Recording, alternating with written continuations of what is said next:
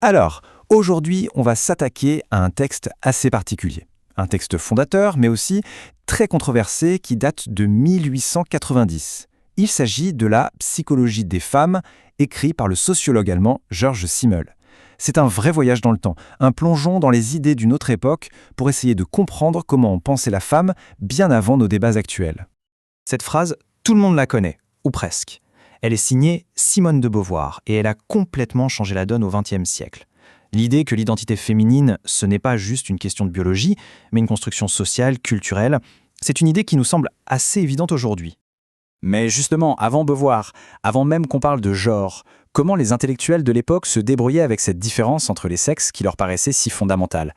Eh bien, pour le savoir, il faut remonter le temps. Allez, retour 60 ans en arrière, à la fin du 19e siècle. On arrive dans une période de grands bouleversements. Et au cœur des débats, il y a ce qu'on appelait en Allemagne la Frauenfrage, littéralement la question féminine. C'était un sujet brûlant, politique, passionné. Et c'est précisément là, au milieu de cette agitation, que Georges Simmel entre en scène. Pour bien comprendre Simmel, il faut s'imaginer son monde. Berlin, fin du 19e. C'est une ville qui explose. Mark Twain l'appelle même le Chicago allemand. Une métropole industrielle qui bouillonne, pleine d'idées neuves. Mais où les structures sociales, elles, restent très rigides. C'est dans cette atmosphère de tension, de changement, que Simmel, qui a alors 32 ans, publie son essai. Et qui est ce Georges Simmel? C'est tout simplement l'un des pères de la sociologie, et ce qui est vraiment marquant, c'est que c'est l'un des tout premiers intellectuels masculins de son temps à se coltiner cette fameuse question féminine. Son approche, on va le voir, est très datée, mais pour l'époque, c'était assez pionnier de s'y intéresser sérieusement. Bon, allons-y. Plongeons au cœur de sa thèse. C'est quoi au juste l'idée centrale de son essai de 1890? En fait, tout repose sur un seul concept, une seule prémisse qui va tout déterminer.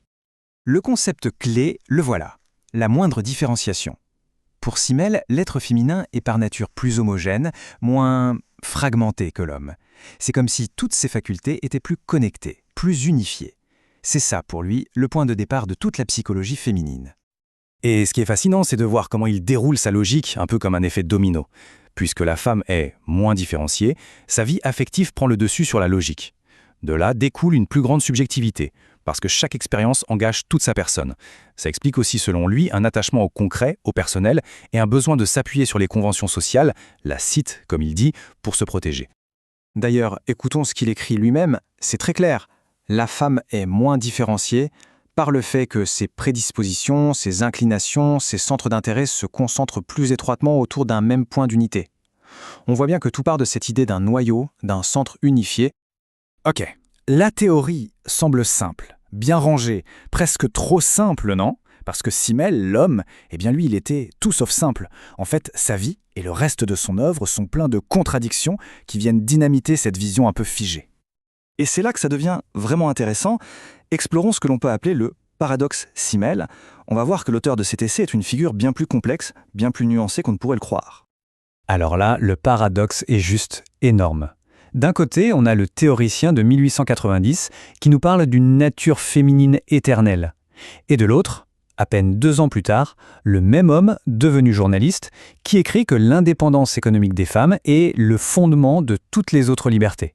C'est une sacrée contradiction quand même. Et ce paradoxe, il ne se limite pas à ses écrits. Regardons un peu sa vie.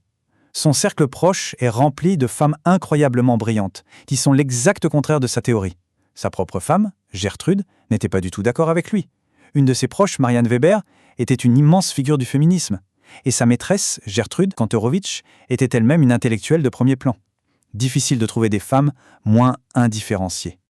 Et même sa carrière, c'est un paradoxe ambulant. C'est un trophée star ultra charismatique connu dans le monde entier. Et pourtant, le système universitaire allemand l'a maintenu à l'écart pendant des décennies.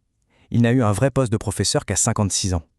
Ce statut d'outsider, ça a forcément dû forger sa manière de voir la société. Bon, alors, avec tout ça, qu'est-ce qu'on fait de Simmel aujourd'hui? On jette tout à la poubelle? On dit que c'est daté et on passe à autre chose? Pas si vite. C'est justement ça qu'on va voir maintenant. En fait, la clé pour relire Simmel, c'est une distinction qui nous semble évidente aujourd'hui, mais qui n'existait pas à son époque. La différence entre le sexe, le biologique, et le genre, la construction sociale. Lui, il voyait la différence comme une naissance, une nature. Nous, aujourd'hui, on la voit comme le résultat de rôles sociaux, de relations. Et ça change tout. Et ce qui est absolument génial, c'est que les outils pour dépasser Simmel se trouvent chez Simmel lui-même. Prenez l'un de ses concepts les plus célèbres, l'étranger. Pour lui, l'étranger n'est pas défini par ce qu'il est au fond de lui, mais par sa position dans un groupe. Il est à la fois proche et lointain. C'est un rôle social, pas une nature. Alors voilà la petite expérience de pensée qu'on peut tenter. Et si on utilisait la méthode de Simmel contre Simmel? Et si on se disait que le statut de femme à son époque, ce n'était pas une nature, mais justement un rôle social. Un rôle défini par une position particulière, un mélange de proximité et de distance, exactement comme son concept de l'étranger. Et là, la perspective change du tout au tout. La question n'est plus « que sont les femmes ?», une question d'essence, mais comment la société fabrique-t-elle le rôle de femme? On passe de la nature à la production sociale, et c'est un changement radical. Simmel lui-même avait l'intuition que son héritage serait complexe, fragmenté. Il a écrit cette métaphore magnifique dans son journal en disant que son œuvre était comme un capital en liquide, que ses héritiers pourraient investir chacun à leur manière. C'est presque une invitation à utiliser ces outils pour créer de nouvelles choses.